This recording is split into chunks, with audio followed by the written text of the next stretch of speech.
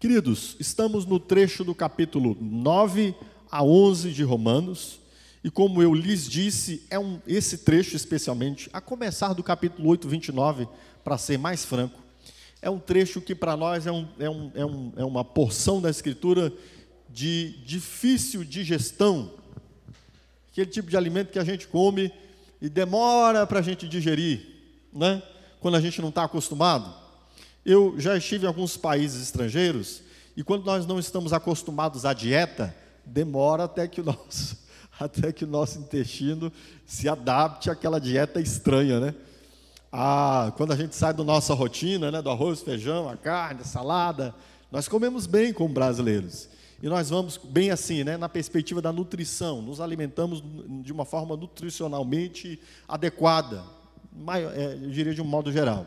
E quando nós vamos para outros países, com a dieta muito diferente da nossa, demora até que a gente comece a produzir aquela digestão de um modo mais adequado. Às vezes a gente passa dias, né?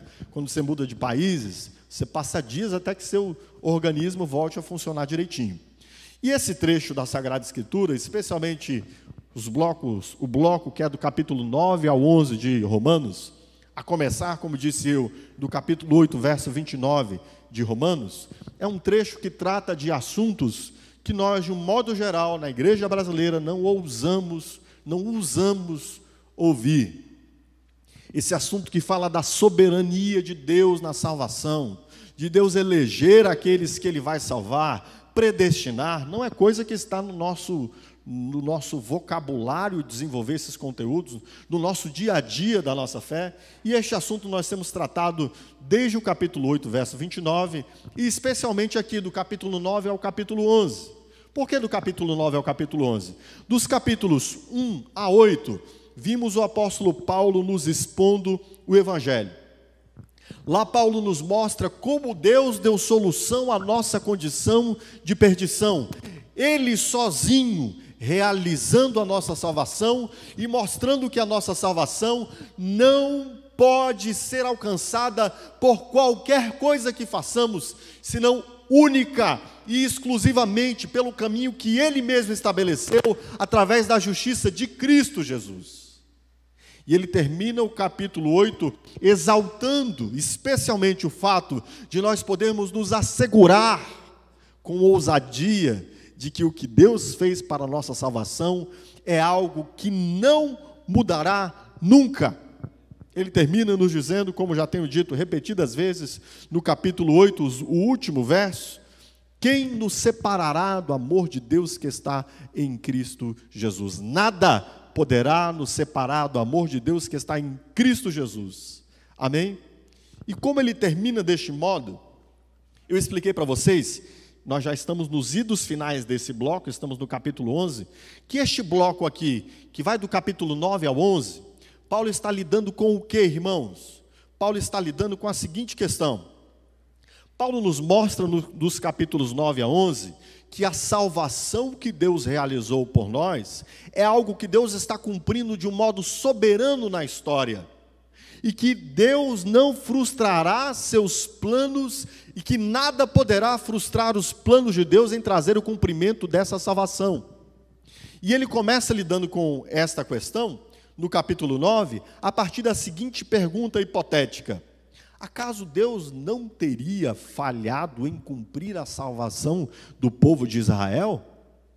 Porque se Deus tiver falhado em cumprir a salvação do povo de Israel, será que Deus não falharia conosco também? Será que nós poderíamos ter tal segurança? E aí nós vimos primeiro no capítulo 9 de Romanos, que Paulo explica que Deus não falhou em salvar Israel, porque do meio de Israel Deus chamou os eleitos, e ele nos mostra como Deus soberanamente elege aqueles que ele vai salvar. Foi isso que vimos no capítulo 9, foram, se não me engano, 4, 5 sermões que eu expus no capítulo 9. Ele mostra como Deus elege soberanamente, e Deus cumpre o propósito da sua salvação nos eleitos, aqueles que ele chama de remanescentes de Israel, ou Israel dentro do Israel. E no capítulo 10, nós vimos, já não agora mais na perspectiva divina, mas sim na perspectiva humana, que aqueles de Israel que não receberam a salvação de Deus, eles não a receberam porque eles também são responsáveis pelo estado em que se encontravam, negando a Cristo. Deus disponibilizou a eles a pregação do Evangelho, e eles ainda assim rejeitaram Cristo. E inclusive encerramos semana passada os últimos versos do capítulo 10, exatamente no verso 21, quando o apóstolo Paulo diz: mas a respeito de Israel ele diz: o tempo todo estendia as mãos a um povo desobediente e rebelde. Ou seja, Paulo nos mostra, capítulo 9, que Deus soberanamente elege e salva. Ele não deixou de cumprir seu propósito de salvação em Israel, porque Deus salvou do meio de Israel os eleitos. Capítulo 10, aqueles que não receberam a salvação, eles estão debaixo do juízo de Deus, porque eles rejeitaram a palavra de Deus, e por isso é justo que Deus lhes julgue. E agora, entraremos no capítulo 11. E aqui no capítulo 11, o que Paulo quer enfatizar é que Deus mostra um display da sua glória pelo fato de Ele revelar de modo soberano que Ele está no controle da salvação. Não apenas no controle da salvação dos indivíduos, mas no desenvolvimento do seu plano de salvação na história. E Paulo nos mostrará, desde o início do capítulo 11, que tanto a salvação do remanescente judaico, a pequena porção dos judeus que Deus quis salvar, quanto a salvação dos gentios, bem como no fim dos tempos, quando Deus restaurará todo Israel, para que naqueles últimos dias a grande maioria de Israel seja salva, em todo o percurso da história, Deus está conduzindo soberanamente essa salvação, de um modo que nenhum daqueles que Deus elegeu, e nenhum momento dessa história da salvação estão fora desse governo soberano de Deus. Este é o assunto do capítulo de número 11. Como Deus está governando soberanamente a salvação, não apenas naquele momento em que Paulo estava pregando o Evangelho, mas ao longo de toda a história. Este é o assunto. Mas como eu disse que terminamos o capítulo 10, com Paulo citando Isaías, ou melhor, o livro de Deuteronômio, e dizendo: mas a respeito de Israel ele diz: o tempo todo estendia as mãos a um povo desobediente e rebelde. Poderia parecer que, após Paulo ter falado essas coisas, que Deus teria falhado. Afinal de contas, preste atenção, Deus havia chamado o povo de Israel para a partir deles se revelar, não é? E Paulo já havia dito antes, lá no capítulo 9, que a promessa de Deus se cumpre no remanescente, do Israel dentro do Israel, que não são todos os filhos naturais de Israel que são israelitas, que dos próprios filhos de Abraão, Deus escolheu um só, para que dele pudesse contar a sua descendência. E Paulo viu-se então na necessidade de reafirmar mais uma vez o quê? Que Deus é soberano na salvação do remanescente que Ele escolheu, o remanescente de Israel. E por isso, Deus não deixou de cumprir os seus planos, muito pelo contrário, Deus está determinado, obstinado, resoluto em salvar aqueles que Ele quer salvar. Então, Paulo retoma a perspectiva da eleição, e por isso, hoje, novamente, Paulo quer nos falar a respeito desta eleição, e eu acredito que esta fala de Paulo hoje arremata tudo que nós começamos a ver sobre a eleição, desde o capítulo 8, verso 29. Se você lembrar, no sermão 45, eu preguei o capítulo 8 a partir do verso 29, e o título desse sermão é Predestinados. Ali nós começamos a falar deste assunto que Paulo começa a tratar em 8:29 de Romanos.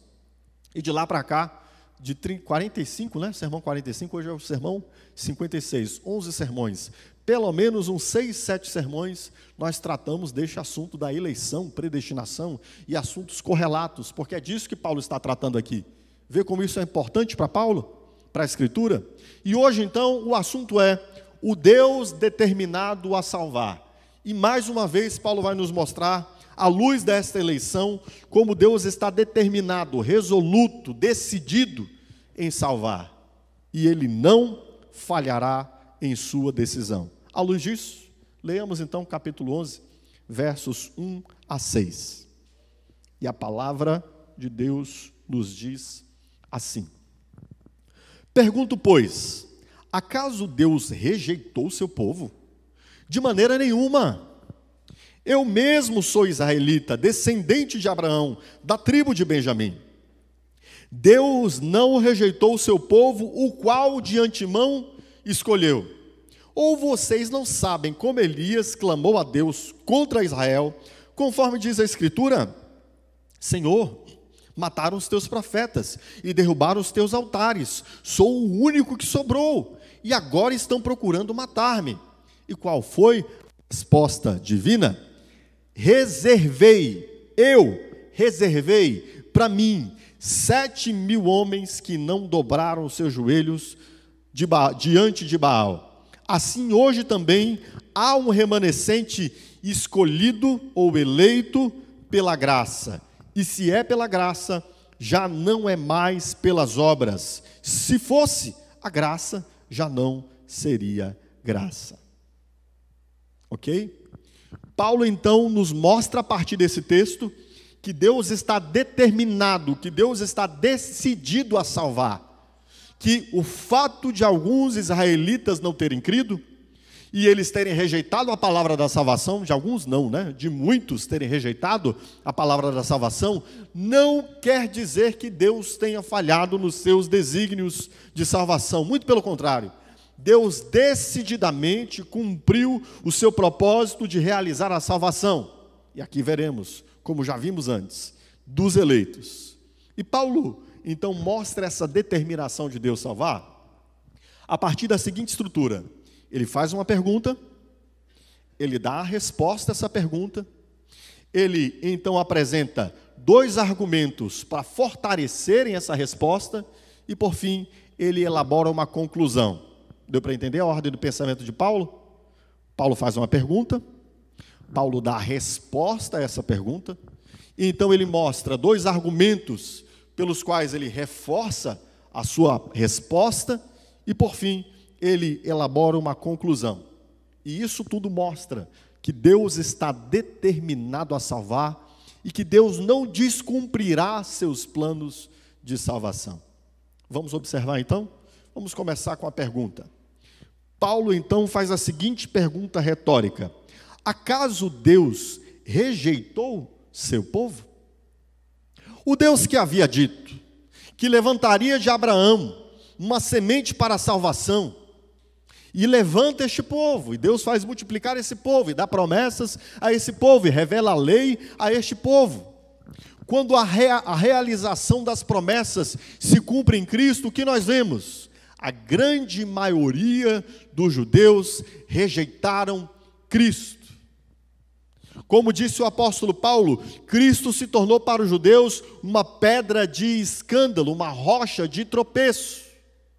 Muito pelo contrário, nós vemos que uma minoria dentre Israel se salva. E essa pergunta, dado que Paulo termina o capítulo 9, dizendo: eu tenho estendido as minhas mãos a um povo desobediente. Então poderíamos perguntar: caramba, será que Deus não deu conta de salvar Israel? Qual esta pergunta então, queridos? Será que a palavra de Deus falhou? Não é o que disse o apóstolo Paulo no capítulo 9, verso 6? Ela é uma repercussão dessa pergunta. Será que a palavra de Deus falhou? Será que Deus rejeitou o seu povo? Será que Deus anulou as suas promessas? É uma pergunta que pode ser feita. E se Deus houvesse rejeitado o seu povo, se Deus houvesse anulado as suas promessas, isso implicaria para nós não podermos nos assegurar nas promessas de Deus. Se Deus houvesse rejeitado o seu povo, se Deus houvesse anulado suas promessas, isso implicaria para nós que as promessas, por exemplo, que Paulo fez no capítulo 8 de Romanos, nós não poderíamos nos assegurar delas. Isso implicaria para nós não apenas isso, mas isso faria que nossa concepção de Deus fosse mudada. Por quê, queridos? Isso implicaria um Deus que não está no governo do mundo, mas que é contingente, que muda conforme as circunstâncias, e os seus planos não podem ser assegurados, dado que as circunstâncias mudam. Seria mais ou menos assim: Deus quis salvar por meio de Israel, e aí o povo começou a desobedecer, disse: caramba, agora eu não vou dar conta. Puxa, eu até queria salvar o povo, mas esse povo não deu certo.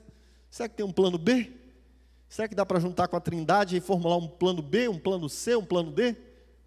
Se de fato Deus, como faz a pergunta, houvesse rejeitado o seu povo, isso implicaria que Deus não é um Deus soberano sobre todas as coisas, que Ele não está no governo das coisas, que Ele é contingente. As coisas mudam e Ele está aprendendo com as coisas que estão mudando. Parece brincadeira, eu vou falar isso para você, mas nós temos hoje uma linha da teologia, o arminianismo, essa compreensão de que o homem tem uma soberana decisão sobre a realidade, leva à consequência, por exemplo, e nós temos correntes assim hoje, tá, queridos? De pregação em púlpitos, de ensino teológico, que afirmam, por exemplo, que o homem tem tal liberdade que ele está criando a realidade. Nós estamos criando a realidade pela nossa liberdade e soberania, e Deus não sabe de todas as coisas. Porque essa corrente vai dizer o seguinte: Deus só sabe o que existe, o que não existe Deus não sabe ainda. Então amanhã existe? Para nós que estamos contingentes no tempo, né? Somos seres temporais, para nós o amanhã não existe. E essa linha vai dizer que para Deus também o amanhã não existe ainda. De um modo que essa perspectiva de o homem ser senhor da história, capitão de suas decisões, que ele tem um arbítrio de decidir todas as coisas, leva hoje, por exemplo, a pessoas pregarem e ensinarem contra a Escritura. Um Deus que é contingente, um Deus que está aprendendo, um Deus que tem lá uma meta futura, de um destino, mas que as coisas vão acontecendo e às vezes ele tem que mudar os seus planos. E seria mais ou menos esse Deus aí, aprendiz, um Deus aprendiz, que nós deveríamos crer, caso Deus houvesse rejeitado o seu povo. Então faz sentido essa pergunta de Paulo, por essas duas perspectivas. Primeiro, se Deus de fato rejeitou o seu povo, a primeira coisa importante: as promessas de Deus não são confiáveis. E de outro modo, se Deus houvesse rejeitado o seu povo, a segunda consequência seria que este Deus é um Deus contingente, ou seja, um Deus que muda nas circunstâncias, um Deus que está aprendendo a lidar com as coisas, um Deus que tem que reformular seus planos com as coisas em andamento, dado que as coisas não estão todas na mão dele. Essa é a pergunta que Paulo faz. Acaso Deus rejeitou o seu povo? Qual é a resposta de Paulo? Observe o que diz o verso de número 1 e em seguida o verso de número 2. Mas eu quero enfatizar, não o que Paulo diz de si, mas a resposta que ele dá sem citar-se a si mesmo. Porque citando a si mesmo aqui, aí isso vai estar lá no próximo bloco, que são os argumentos de Paulo. Paulo responde assim: acaso Deus rejeitou o seu povo? De maneira nenhuma. Eu mesmo sou israelita, descendente de Abraão, da tribo de Benjamim. E a resposta de Paulo é: Deus não rejeitou o seu povo, o qual de antemão conheceu.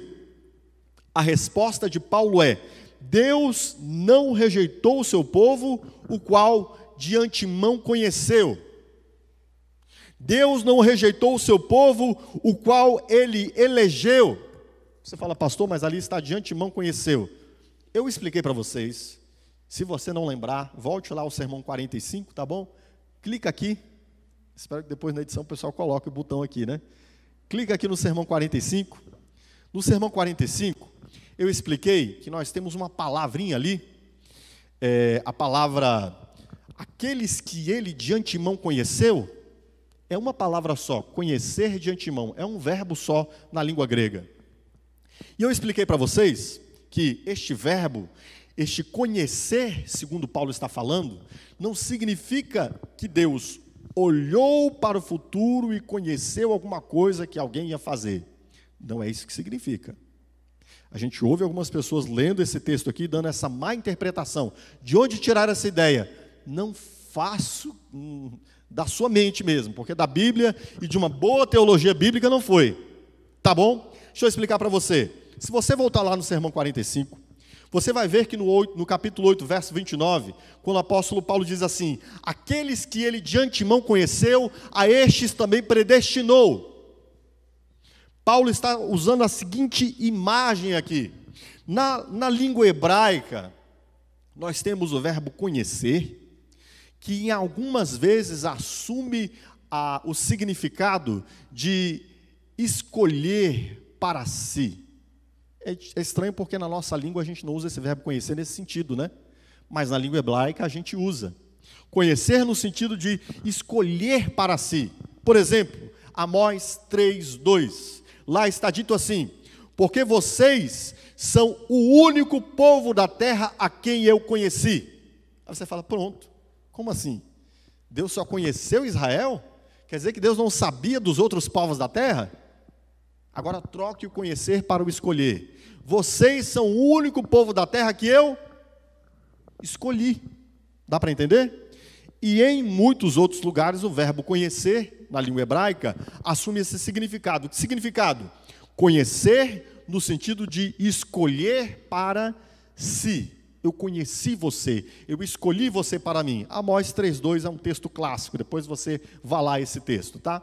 E aqui então, qual é a resposta de Paulo? Paulo usa esse verbo nesses dois lugares, 8:29 e aqui no capítulo 11, no verso de número 2. O que Paulo diz? Paulo diz: Deus não rejeitou o seu povo, o qual de antemão conheceu, ou Deus não rejeitou o seu povo, o qual ele escolheu. Paulo está dizendo: Deus não rejeitou o seu povo, o qual ele escolheu. E se alguém depois quiser fazer uma pesquisa, né?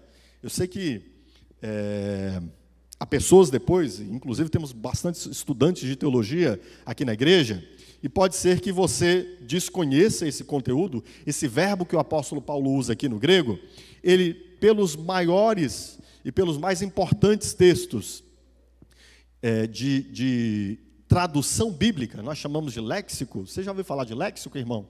Pastor, é de comer ou de beber?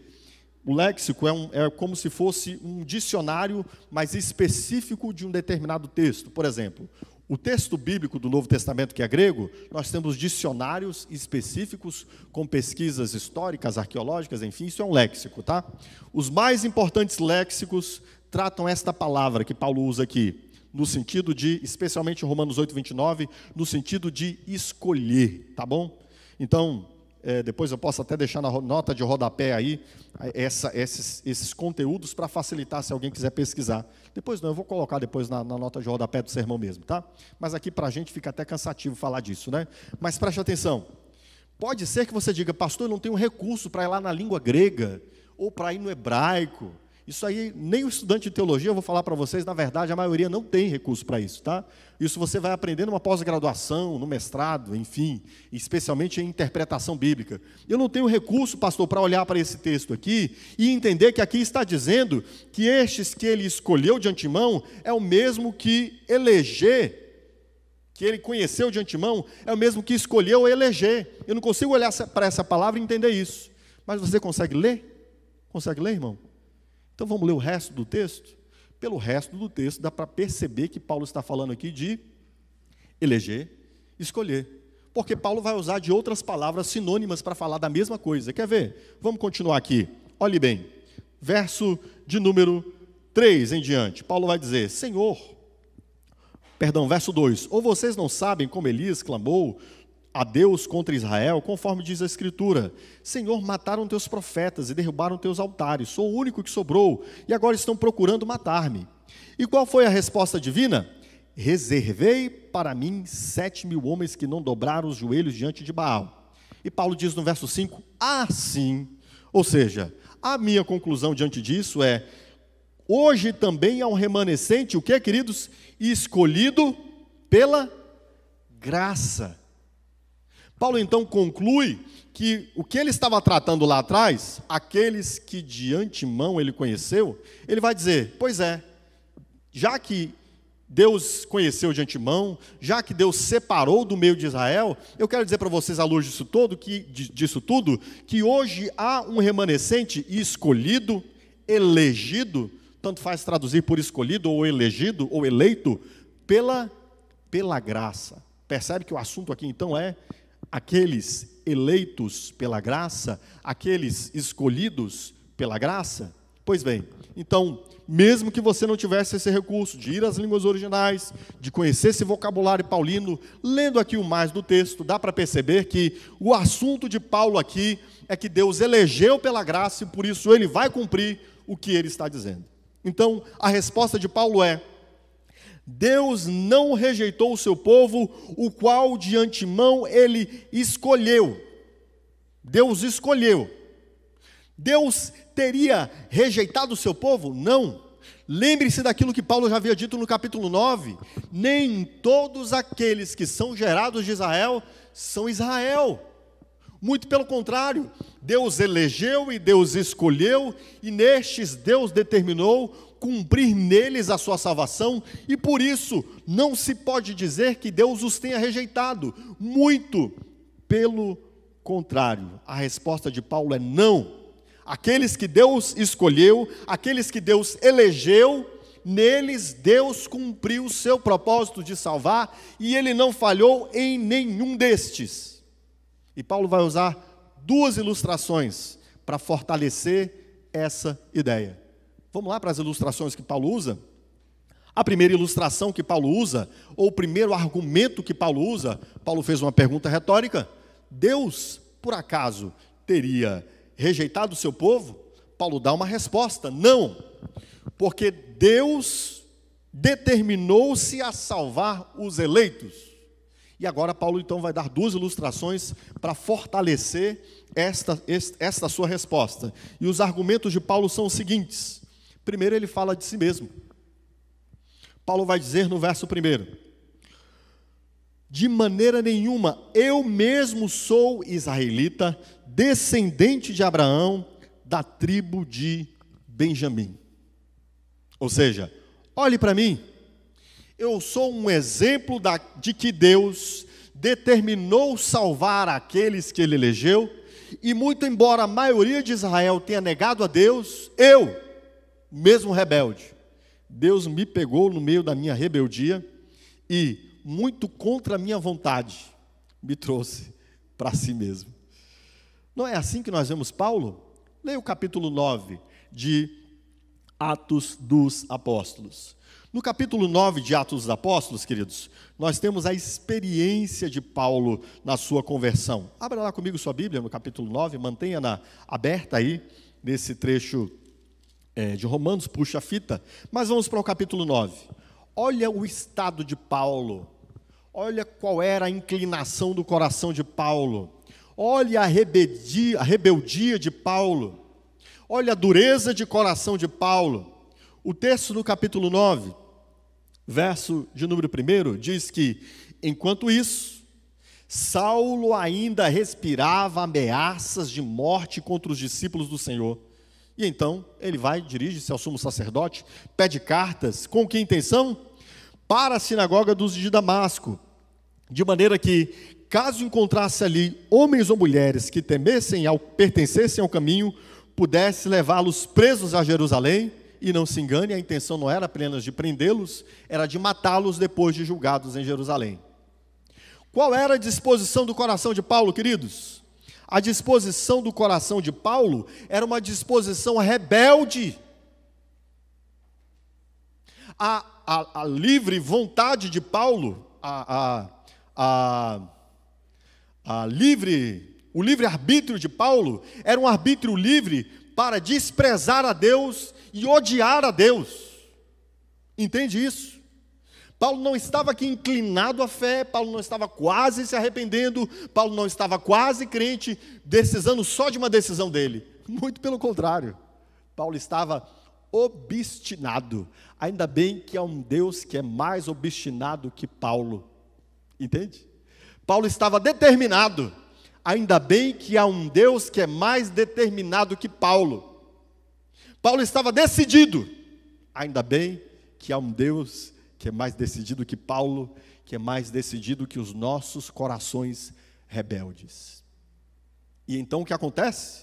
Muito contra a sua vontade, Cristo aparece a Paulo e faz em Paulo aquilo que ele jamais imaginou que pudesse ser feito. Cristo se revela para ele mais brilhante que a luz do meio-dia. E ele então inclina-se em arrependimento a Cristo pelo que Cristo realizou nele. Perceba aqui no verso 1, Paulo não estava em nada inclinado a voltar-se a Cristo. Mas Deus vem e vence a morte de Paulo. Deus vem e rompe a surdez de Paulo. Deus vem e transforma a intenção de Paulo. E no verso 15, é interessante que quando Ananias está orando, Deus ordena a Ananias que vá ter com Paulo para terminar de lhe pregar a revelação do Evangelho. E quando Ananias diz, Senhor, será que eu devo ir falar com esse cara? O que Deus diz a Ananias, vá, este homem é meu instrumento, o que é, queridos? Escolhido, meu instrumento eleito, ele é um dos que eu elegi. Percebe isso? Paulo fora escolhido, Paulo fora eleito, óbvio, também para pregar o Evangelho, mas acima de tudo eleito para cumprir este mandato de Deus de trazê-lo para si mesmo. Paulo dá o exemplo, eu sou um exemplo, irmãos. Deus não rejeitou e Deus cumpriu o seu plano de chamar os eleitos. Eu imagino que está reverberando no pensamento de Paulo essas palavras de Ananias, quando Ananias disse para ele, então, que Deus o havia eleito e por isso ele estava ali, para que pudesse continuar a pregar a Paulo. E Paulo dá um outro exemplo. Paulo cita o exemplo do episódio em que Elias estava num lamento, numa chateação, num aborrecimento.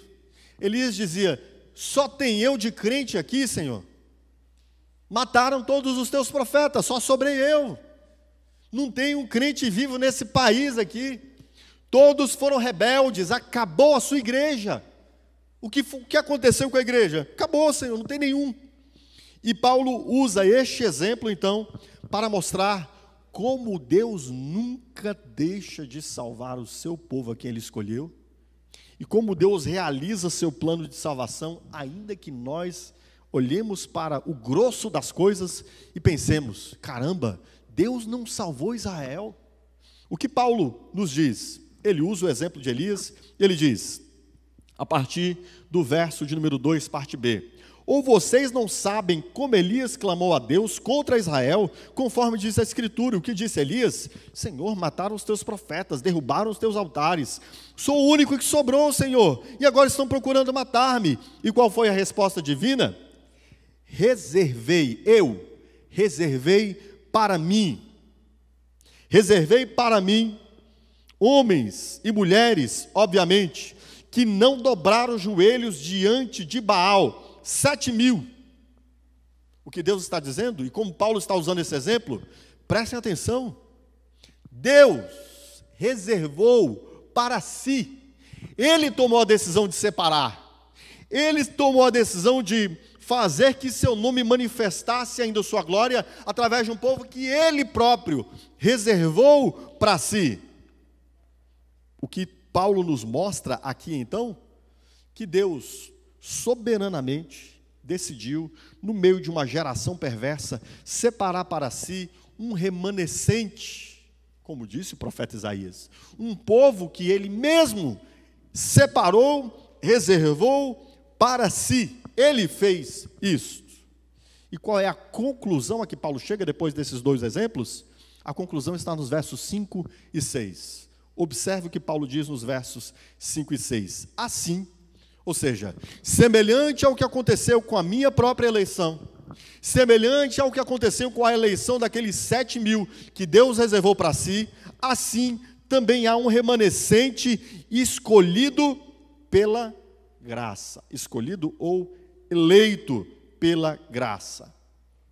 e para que fique mais redundante ainda, de que não há qualquer coisa que essas pessoas tenham feito, da qual elas sejam merecedoras desta eleição ou dessa salvação, Paulo vai dizer de si, e nós veremos isso muitas vezes ao longo de todos os seus textos, e especialmente quando ele declara: eu sou o pior dos pecadores. Paulo sabia que ele era um rebelde contra Deus. Ele foi eleito pelo quê? Por alguma coisa boa que ele fez? Não, irmãos, apenas pela graça.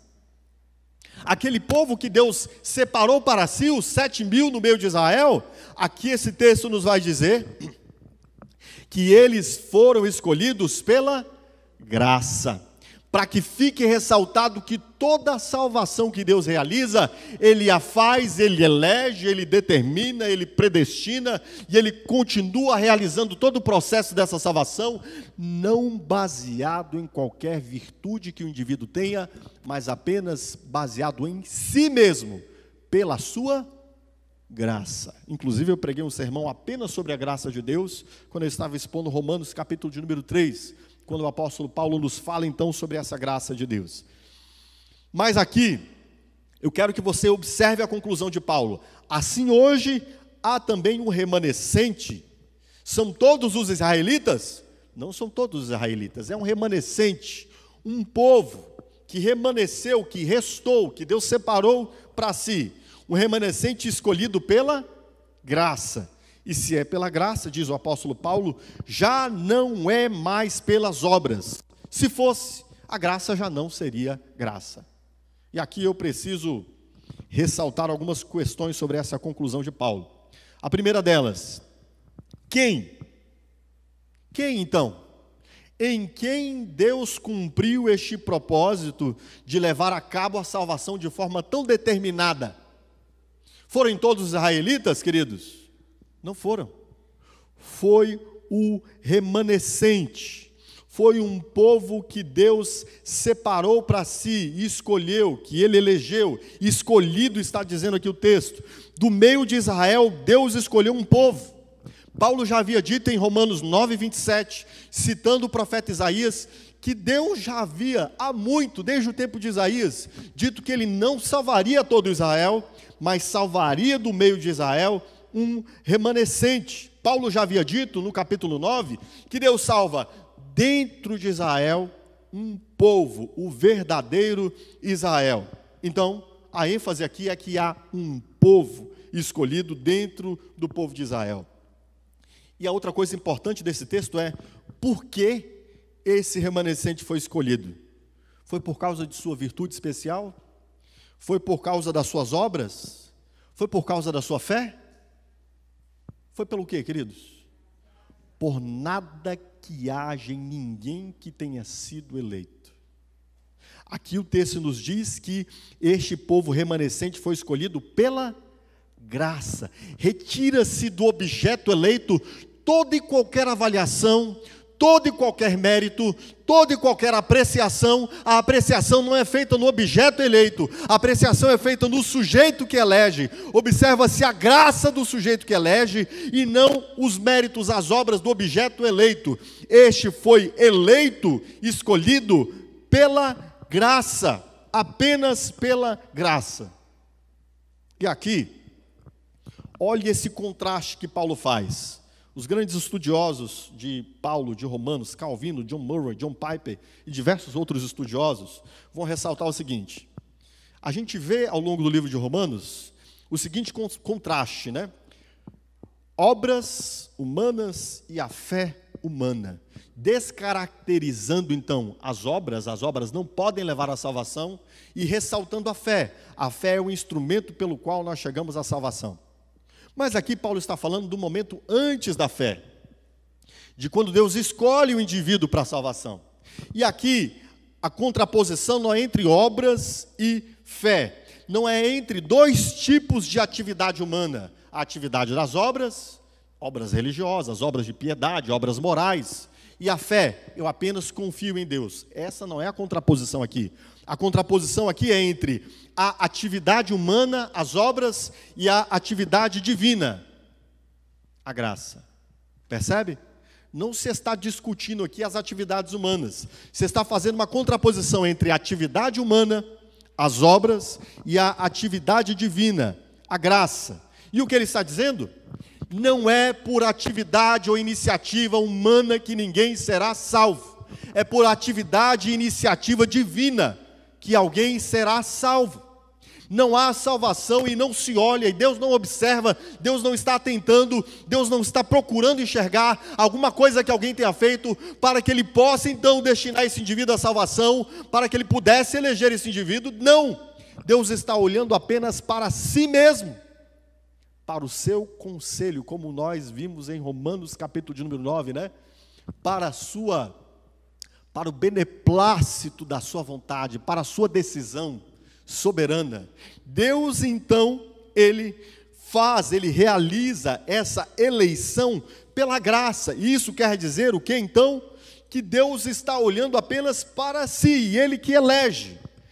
Observe bem uma fala do John Piper, quando ele mostra como esse texto desmonta a ideia de que Deus nos elegeu, porque Ele via o que nós faríamos algo, ou que teríamos obra, ou que teríamos fé. Eu já expliquei para vocês, quando eu expus lá atrás no Sermão 45, dos versos 8, 29 em diante de Romanos, que o pré-conhecimento de Deus não quer dizer que Deus nos viu no futuro e viu que nós teríamos fé, e por isso então Ele nos elegeu. Se fosse assim, a eleição de Deus não estaria baseada nele. Estaria baseada em quem? Em nós. E não é o que o texto bíblico diz. Nossa eleição não está baseada em nós. O texto bíblico aqui nos diz que a nossa eleição, um remanescente escolhido pela graça. Não é um remanescente escolhido pela fé que Deus viu que eles teriam. Eu expliquei para vocês, a título de língua original, tratando ali o capítulo 8, verso 29 em diante, que não faz sentido essa ideia, ela não cabe em nenhum texto bíblico. Mas aqui, então, está mais ressaltado ainda. Deus não elegeu vendo em nós fé futura, obras futuras, qualquer coisa que nós pudéssemos fazer. Deus nos elegeu baseado em quê? Graça. Só há graça. Não tem mais nada, não resta nada em que repouse a nossa eleição, senão na graça de Deus. E a fala de Piper, acho muito importante compartilhá-la com os irmãos, porque é um pensamento que nos ajuda a articular nossas ideias. Às vezes a gente ouve algumas abobrinhas, e a gente vai absorvendo aquilo ali, porque a gente não pensou de um modo mais lúcido. Mas observe bem a fala de Piper. Ele diz assim: pense nisso por um momento. Que significado teria para a eleição, não os atos subsequentes de salvação, mas o primeiro ato de eleição na eternidade? Já tenho dito para vocês que a eleição é aquilo que Deus realizou na eternidade, que a palavra de Deus troca esse vocabulário com a predestinação, né? Então ele diz assim, que significado teria a eleição ser graciosa se dependesse de nossa iniciativa decisiva? Se Deus nos eleger dependesse da nossa iniciativa decisiva, onde haveria graça aqui, irmãos? Não haveria graça. Não seria porque Deus foi gracioso para conosco, é porque Deus está nos dando o que nós merecemos, pela nossa fé. A nossa fé merece que Deus nos eleja. É assim que alguns dizem, né? Não, o que é o seguinte, a eleição é que Deus viu que lá na frente você creria, e por isso então Deus te elegeu. E ele continua dizendo: se Deus observa, mesmo antes do tempo na eternidade, com a sua presciência, e espera, por assim dizer, que hajamos, e então, em resposta a esse ato autogerado, esse ato nosso, Ele nos escolhe, então não somos escolhidos pela graça divina, somos escolhidos por um ato humano decisivo. Deus seria simplesmente um respondedor, nós determinaríamos sua ação, e a graça não seria mais graça. Faz sentido essa fala de Piper? Né? Faz todo sentido. Se Deus elegesse, porque Ele viu que nós teríamos fé, já não é uma eleição segundo a graça, É uma eleição segundo a fé que ele viu que nós teríamos que ter. E Paulo teria de mudar isso aqui. É uma eleição segundo uma obra que nós categorizamos agora e chamamos lá de fé. Alguns piedosos no meio de nós. Tem algum piedoso aqui que merece a salvação, irmãos? Espero que não, né? Espero que não tenha nenhum piedoso aqui que mereça a salvação. Pelo contrário, a ênfase do texto é: há um remanescente escolhido pela graça. Isso tira de nós tudo. Você não tem nada em si mesmo em que se repousar, em que se assegurar. Você não tem nada de bom em que você possa assenhorar-se e chamar isso de mérito diante de Deus. Você se encontra nu e vazio diante de Deus, porque toda a sua salvação está baseada apenas na graça. Aleluia. É tudo dele. Tudo vem dele. Não é à toa que Paulo termina, e eu vou amar expor esse texto a vocês lá à frente, no final do capítulo 11, dizendo o quê? Porque dele, por ele e para ele são todas as coisas. A quem a glória? A nossa fé? A quem a glória? A nossa justiça? A quem a glória? A ele, pois, seja a glória eternamente. Amém? Isso tudo nos fala desse Deus determinado a salvar. Acaso Deus teria falhado? De modo nenhum, muito pelo contrário. Paulo começa nos mostrando aqui que na história de Israel, Deus está cumprindo os planos que ele próprio já havia dito há muito aos profetas. E aqueles que ele escolheu pela graça, estes ele salvará. Paulo diz: olhem para mim, irmãos, eu não merecia nada disso, muito pelo contrário, eu sou o pior dos pecadores, eu era o pior dos perseguidores da igreja de Deus, mas olhe para mim, veja um exemplo de que Deus escolhe e ele salva, apesar de mim e da minha rebeldia. Deus, ele domina a rebeldia de Paulo e o traz a si mesmo. Paulo diz: olhe para os tempos de Elias. O que Deus diz? Deus não diz: eu fiz uma soma, uma conta, uma prova, e os 7.000 que passaram na prova foram aprovados, e esses eu guardei para mim. Não, o que Deus diz? Eu separei para mim 7.000. Estes não dobraram seus joelhos a Baal. Eu separei, eu sou Deus, eu escolhi, eu fiz. À luz disso, então, eu quero levar vocês a algumas considerações finais. A primeira delas é: Deus não é contingente no cumprimento da história da salvação. Deus não está limitado ao tempo e Ele não está alterando seus planos no cumprimento da história da salvação. Quando nós olhamos para a Escritura, vemos um Deus que determinou-se, estabeleceu que cumpriria uma história da salvação desde o momento em que Ele decidiu criar o homem. Cristo, diz-nos o apóstolo Pedro, foi morto antes da fundação do mundo, e estes planos de Deus que estão se cumprindo na história, de Deus trazer seu Filho, Deus fazer revelar-se desde Abraão, na plenitude dos tempos, Deus revelar a Cristo, e ao longo da história, depois de Cristo, Deus levantar uma igreja, e essa igreja assumir o seu papel proclamando o Evangelho, até o dia da vinda do seu Filho. Todos estes dias, e todas estas pessoas estão escritas no livro de Deus. Deus não é contingente. Deus não tem de mudar os seus planos. Ele não rejeitou Israel, Ele não está alheio ao governo da igreja, e mesmo quando parece que a igreja está totalmente fracassada, Deus está no controle. Eu gosto de olhar para a história da igreja, e a gente olha para a história da igreja e diz: meu Deus, agora vai acabar, agora vai acabar, agora vai acabar. Não acaba. Por quê? Deus está no controle do plano que Ele está destinando para salvar os homens. É Ele que é soberano sobre a história da igreja. Não apenas a igreja de um modo universal, mas de cada igreja local. É Deus quem determina, é Deus quem estabelece o dia de nascer e o dia de encerrar, o dia de começar e o dia de prosperar. Deus está no governo da sua igreja. Às vezes nós nos olhamos incrédulos para a igreja, e às vezes eu confesso, eu me assusto, especialmente com a igreja no Brasil. Mas sabe que eu estou vendo uma coisa legal na igreja do Brasil? É uma igreja que está começando a se voltar para a Escritura. Há 10, 15 anos atrás nós éramos trôpegos demais, ainda há muita infantilidade, ainda há muito desvio da Escritura, mas eu fico feliz cada vez que eu vejo uma e outra igreja se alinhando ao Evangelho, começando a pregar Cristo e apenas a sua palavra, e nós temos visto isso nessa década, muito mais do que na década passada. Parece que as coisas que a gente profetizava e a gente pregava, denunciando na década passada, agora começam a mudar, e é o que eu espero, que esta minha geração seja uma geração que esteja semeando uma futura geração de pastores que traga essa nação a palavra de Deus. Deus está no controle da sua igreja. Os planos dele não falham. A segunda questão: Deus não rejeita aqueles que ele elegeu. Ele é intencional e soberano em trazer para si e salvar. Entende?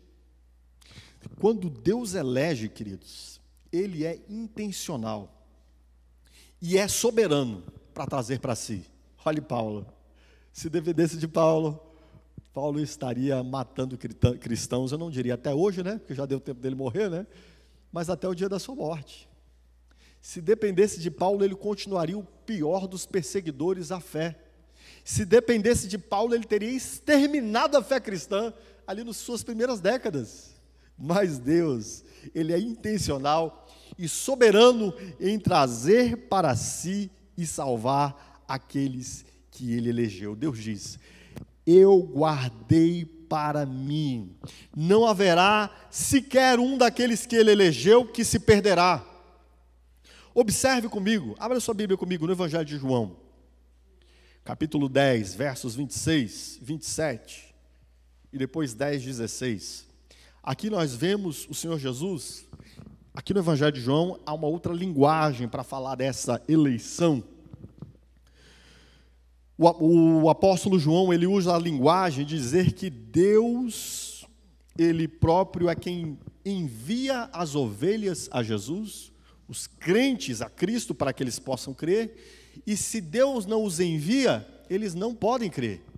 Olha o que diz 10, 26 e 27. Jesus está dizendo a alguns que estão lhe ouvindo, e ele lhes responde: mas vós não credes, porque não sois das minhas ovelhas. As minhas ovelhas ouvem a minha voz, e eu as conheço, e elas me seguem. Observe o capítulo 6 do Evangelho de João. No capítulo 6, o Senhor Jesus vai dizer: porque vocês não creem, porque meu Pai não enviou vocês a mim.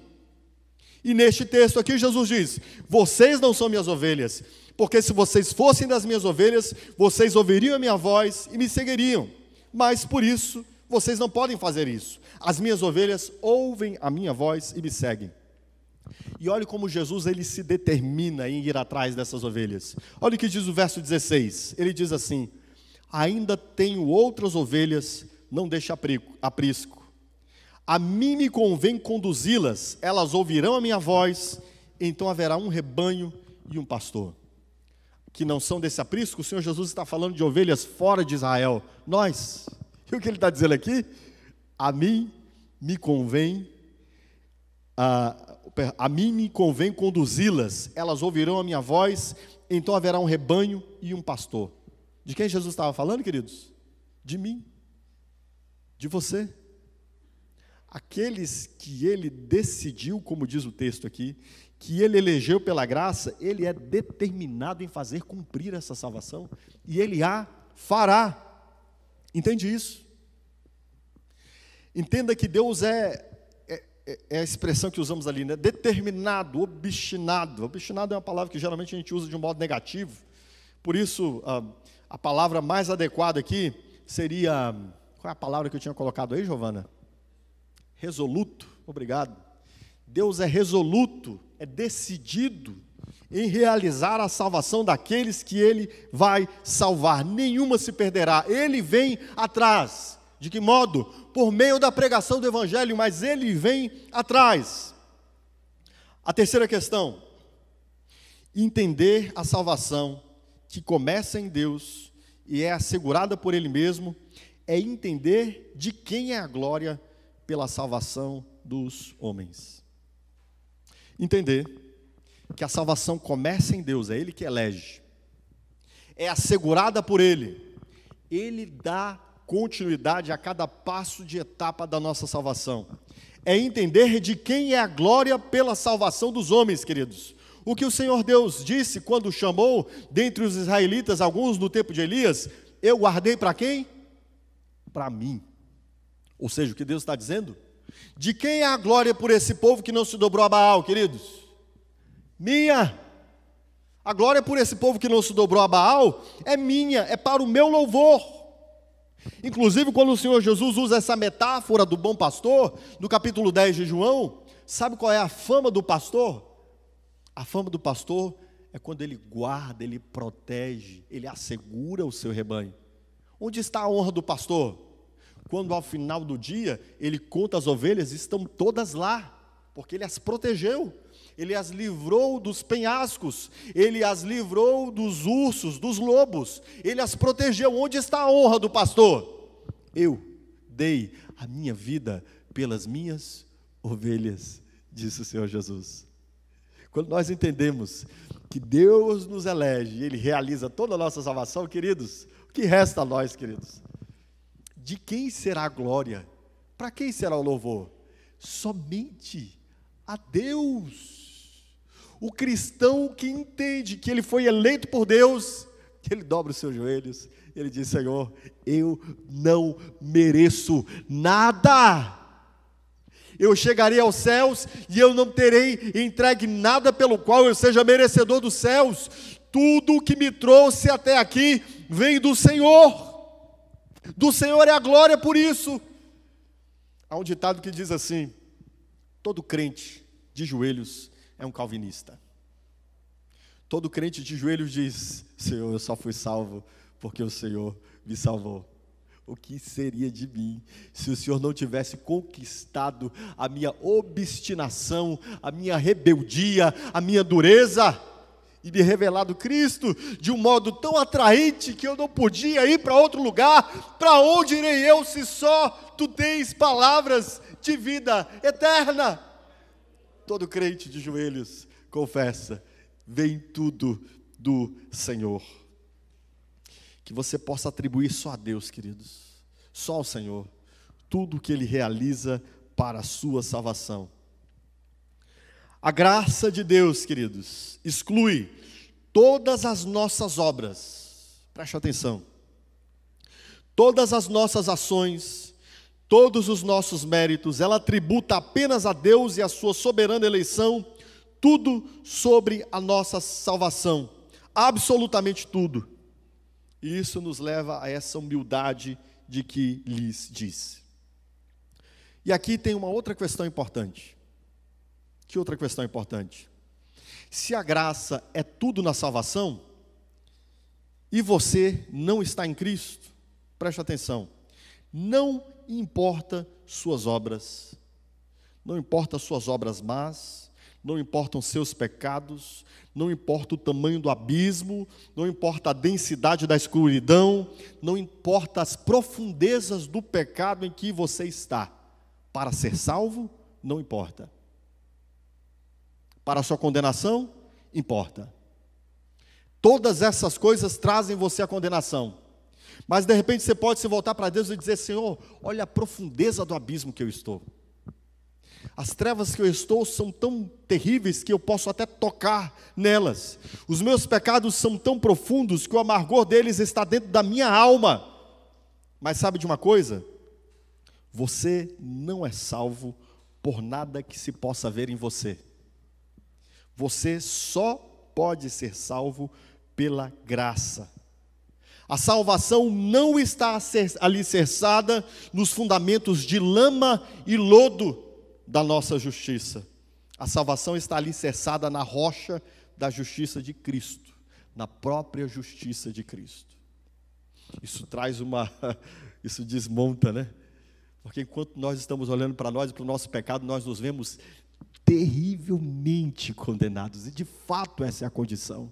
Nenhum homem pode catapultar-se, lançar-se aos céus. Ele está preso a toneladas de pecados que o amarram em todas as suas extremidades. O pecado está amarrado à sua alma. Você não pode ascender a Deus, pelas suas obras, mas a salvação é pela graça, é pela justiça de Cristo.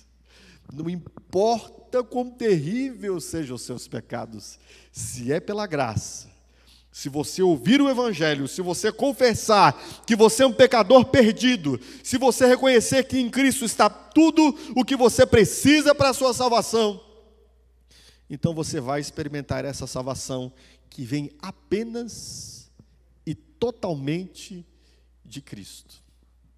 Entende? Não interessa. Não interessa. Eu não quero saber o quanto você é pecador. Isso não importa. Você é miserável? Somos dois.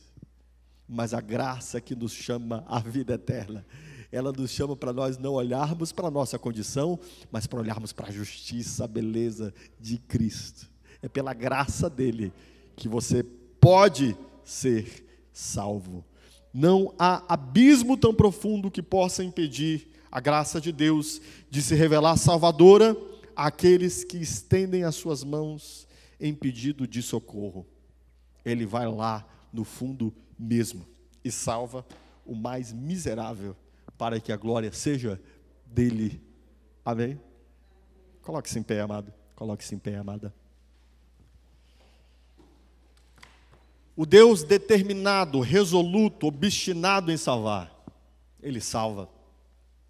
Ele salva, seus planos não podem ser frustrados, Ele vem ao encontro de todos quantos Ele quer salvar.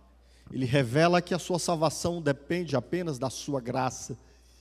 E como diz a Escritura, como lemos semana passada, se você clamar, se você confessar a Jesus como Senhor, se crer que Deus o ressuscitou do meio dos mortos, serás salvo.